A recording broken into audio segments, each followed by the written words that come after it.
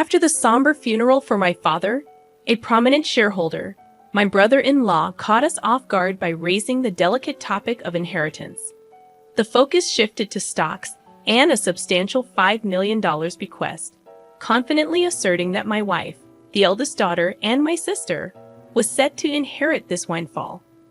The revelation initially filled her with joy at the prospect of a significant inheritance. However, their excitement was short-lived when the family lawyer delivered the disheartening news that my brother-in-law had no legitimate claim to the inheritance. I, Greg Johnson, a 42-year-old office worker, reflected on my father's vibrant life. Despite his age of 78, he remained full of vitality, actively engaged in his work. My older sister, a perpetual source of trouble, led a carefree life, causing continuous worry for our parents. In her middle age, she introduced Aaron Corner, a man she intended to marry. Despite his youth and handsomeness, I couldn't warm up to him due to his demeanor. My sister demanded that our father finance her wedding, swiftly depleting the funds and unapologetically seeking more. A year after her marriage, tragedy struck. Our father collapsed while playing golf and passed away a few days later. Overwhelmed by grief, I found myself struggling with the funeral preparations, with no assistance from my sister. After the funeral, a lawyer visited our home to discuss the inheritance outlined in my father's will. While my mother and I were already aware of its contents, my sister and brother-in-law were oblivious until then. They shockingly claimed that the stocks and the $5 million inheritance should go to my wife. Stunned and speechless, my mother and I were taken aback. The lawyer corrected them, revealing that my brother-in-law had no right to inherit. Surprised and disappointed, my sister and her husband expressed disbelief and shock. The lawyer dropped another bombshell. My sister and I did not share the same father. This revelation left my sister furious, demanding an explanation from our mother, who wore an indescribable expression. The long-held family secret had finally come to light, leaving my sister shaken and seeking answers. "I'm sorry," our mother managed to say amidst the shaking emotions. "You are the child of my previous husband. Since childhood, my sister had teased me, claiming that Dad loved her more. Now faced with the truth, she seemed unable to accept it. However, she quickly shifted her stance, suggesting that if she was adopted, she would still have inheritance rights. Aaron chimed in, agreeing with her, yet our mother firmly denied any adoption, causing disbelief. "I'm the eldest daughter, and even Dad said so," my sister angrily declared, glaring at me in response. I felt my anger intensifying as I countered my sister's insatiable desire for more, despite the considerable amount of money our dad had already given her. My brother-in-law chimed in, supporting her claim and stating that it's natural to spend money on one's daughter. However, the lawyer intervened, drawing attention to the questionable spending, including debt repayment, and suggested reviewing the will. My sister panicked, claiming ignorance about any will. It turned out that our father had wanted to discuss and decide the contents with the family, but she had skipped it for frivolous reasons. When the lawyer proposed reviewing the will, my sister and her husband reluctantly agreed. The will clearly stated the transfer of property to my mother and me, explaining why my sister was not adopted. Her mistreatment of me and reckless spending had disappointed our father, realizing she had no right to the inheritance. My sister was visibly shocked, and her brother-in-law, who had initially supported her, suddenly changed his tune, accusing her of lying and abruptly leaving the room. In her anger, my sister blamed our mother for not asking to have her adopted, claiming it was unfair that only Mom received the inheritance. Frustrated, she cried and screamed, expressing her disappointment. Despite my sister's outrageous behavior, the lawyer remained calm, explaining that as the biological son, I had the right to receive it all. Before things escalated further, he warned that the police might need to be involved if the situation continued. My sister appeared startled by the mention of the police, given her history of repeated theft. As my mother spoke tearfully to her, she clicked her tongue and left the room. Half a year passed, and the inheritance proceedings were completed without issue. Despite some grumbling from my sister and brother-in-law, they couldn't stand against the lawyer's efficiency. My mother gave my sister a small amount of money, but I had no intention of interfering. The frustrating part for our family was that the two had disappeared. Their blatant greed was so evident that even our relatives were lost for words. One day, my wife suggested that my mother, daughter, and I go out to eat. Since my father's passing, our mother had been down, but she showed smiles when with her granddaughter. I suggested to my mother, "Why don't you live with us?" But you know, Rook still comes home occasionally. Sis only comes around to beg for money, doesn't she? How long does she plan to keep this up? The reason my mom defends my sister is that she is her blood-related child, and there might be concern that if we visit our family home, my sister might cause trouble again. Understanding that, I told her to take her time thinking about it, and then drove my mom to our family home. Upon arrival, we encountered something unexpected. The lights were on in our supposedly empty home. It wasn't the time for the helper to come, so we were puzzled. I parked the car, suggesting, "Let's go up and have some coffee with Mother." We got out of the car and headed to the entrance, but the moment we approached the door, a car came rushing in. "Mom, watch out." Hearing my daughter ahead of me, I shielded my wife with my body. The car just grazed me, and I managed to dodge it, but I collided with a nearby flower bed, injuring myself badly. The car stopped after hitting the garage door. "Are you okay, Dad?" My wife and daughter rushed over, supporting me. Mother was trembling in shock at the sudden event. Understandably, from that moment on, a day of turmoil began. I was taken to the hospital by ambulance and had to be hospitalized briefly. Later, I heard that Aaron Warner, my brother-in-law, was driving the car. According to the police, he explained that he mistook the accelerator for the brake. However, I had my doubts about that story. Amidst all of this, my sister and mother visited me in the hospital. Mother left briefly to arrange flowers, and during that time, my sister coldly looked at me and said, "You're only tough and bodied, huh?" With a slightly disappointed tone, I couldn't help but give her a smile. "If I had died in the accident, Mom would inherit everything, right? Messed up your plan," I said a bit sarcastically, and my sister looked uneasy. "You planned this, didn't you?" When I asked, my sister looked away, and I added, "But I won't be accepting Mom's share, so it won't work out for you." My sister looked surprised at this. She probably thought I would naturally accept it. I have a wife and kids, so I passed the inheritance to them. It's not strange for the head of the family to think that way. Even so, I've made a will early, like Dad did. My sister was taken aback at this. "What? So that means—" "Yeah, unfortunately, my share of the inheritance won't go to Mom." My sister stared at me, then began to shake with anger. "There's $5 million, right? You could at least share a bit." When I immediately refused, my sister furiously grabbed my collar. "I'm your sister. We should split it." Whether it was the amount of the inheritance that drove her mad, she continued to scream in a very aggressive voice. I felt pity for my sister. It's that greedy attitude that disappointed Dad. Don't you get it? My sister's face turned even redder, and she grabbed my neck. "Bro, stop it." Mother, who had just returned, scolded her loudly. Then the nurses, called by the nurses' call button, arrived and escorted my sister out of the room. Mother seemed to want to protect my sister, but my sister had lashed out at her too. As she left, she asked, "Why did she turn out like this?" Hearing Mother say this sadly, I felt a pain in my heart. Later, Mother's health deteriorated, and she fell off, gradually weakening. My wife and I started visiting the family home more frequently to support her, but this seemed to upset my sister. Probably she encountered my wife when coming to ask for money or heard about it from Mother. One day, my sister called my cell phone. "From now on, we will take care of Mom. You guys don't need to come. Watch this."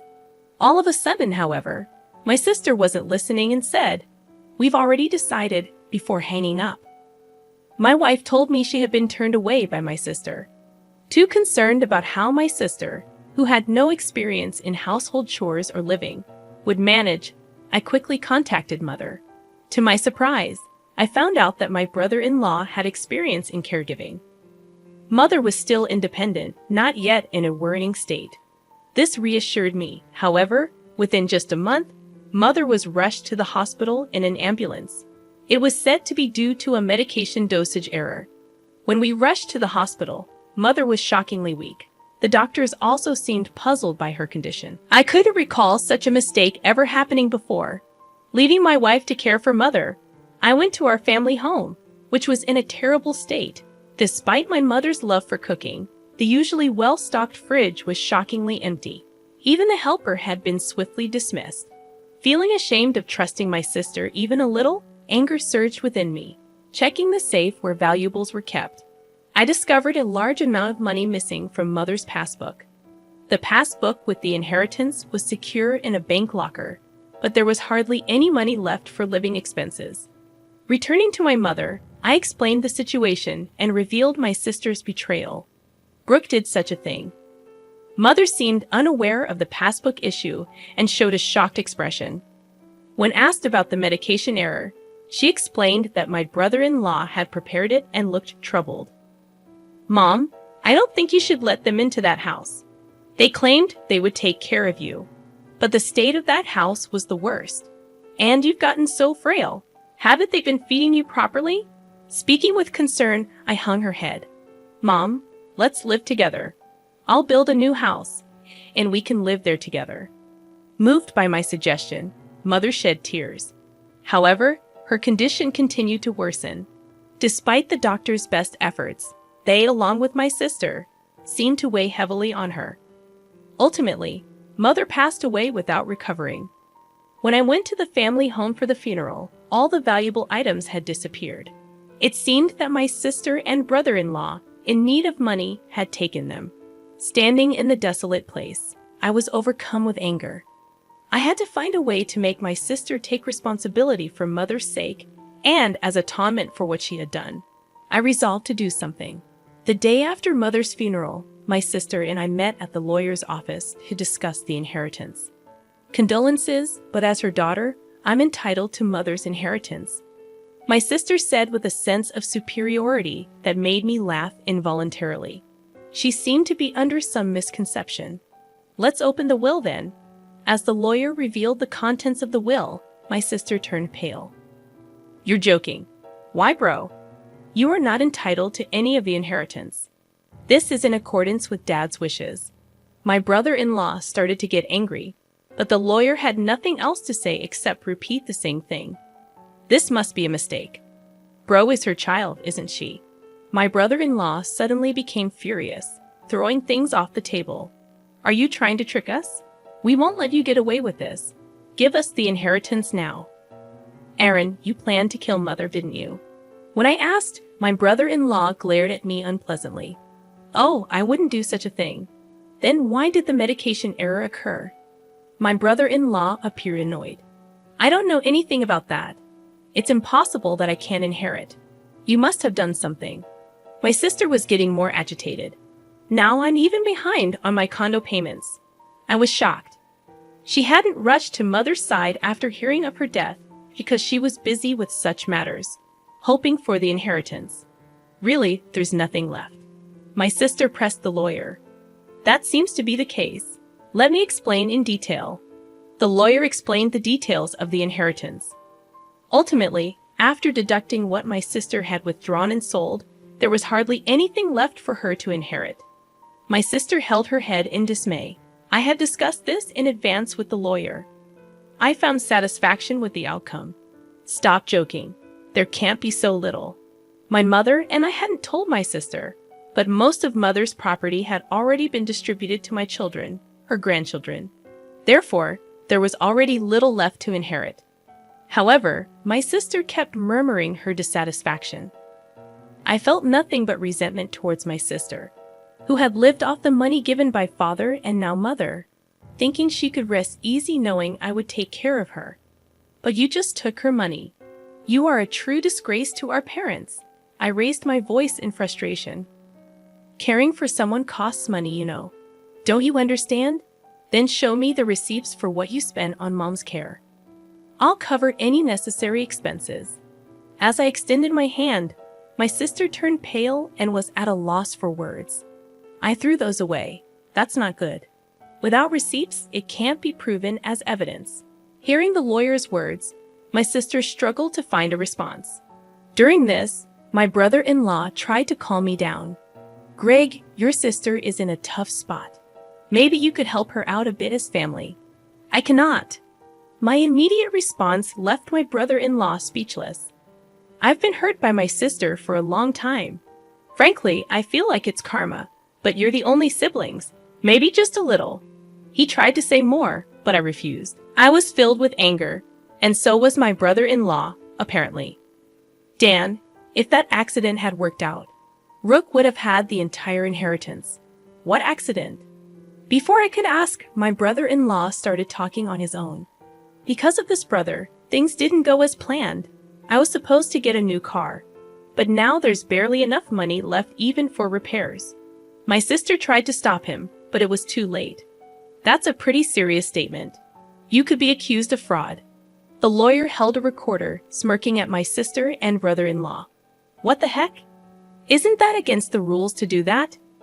You agreed to our conversation being recorded at the beginning, didn't you? Called out by his own words, my brother-in-law's face turned pale. To him, I had one thing to say. "Aaron, I will be pressing charges about that accident." "Don't joke. Where's the evidence?" "The evidence has just been provided by you." My sister, crying, began to hit my brother-in-law. "You idiot! It's all your fault. Why did you say that?" Later, my brother-in-law faced legal consequences for his actions. Additionally, unresolved suspicions about his past emerged, requiring police involvement. For some time, my sister, as an accomplice, was said to face lesser charges. However, struggling with her condo payments, she was turned away by relatives when she asked for money. In contrast, I chose to work earnestly and not rely on inheritance. Now, receiving stock dividends has become a small pleasure in my life. In the aftermath of the legal proceedings, the rift between my sister and me widened. The family bonds that were already strained became nearly non-existent. Despite her attempts to seek support from relatives, my sister faced a cold shoulder, and her financial struggles continued. Meanwhile, I focused on building a stable and fulfilling life for my own family, working diligently. I found solace in providing for my wife and children without relying on the tumultuous inheritance battles that had plagued us.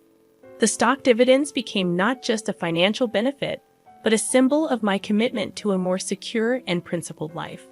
Over time, my sister's situation didn't improve. The consequences of her actions weighed heavily on her, both financially and emotionally. It became a stark reminder of the importance of responsible choices and the lasting impact they can have on one's life. As the years passed, I held no ill will towards my sister, recognizing that everyone faces their own battles and makes their own choices. Still, the events that unfolded served as a powerful lesson about the significance of integrity, responsibility, and the enduring consequences of one's actions. In the midst of the turmoil, I found strength in forging ahead with resilience, determined to create a future that wasn't tainted by past misfortunes. The dividends, once a mere financial gain, evolved into a testament to the enduring power of personal growth and the ability to rise above adversity. Life moved forward, and I embraced the opportunities to thrive, leaving behind the shadows of familial discord. The lessons learned from this chapter of my life became an integral part of shaping my values and decisions, ensuring a legacy built on principles rather than the pursuit of material gain. In the end, it was not the inheritance that defined my journey, but the choices made along the way. Choices that led to a life grounded in authenticity, resilience, and a commitment to building a better future for those I cared about the most.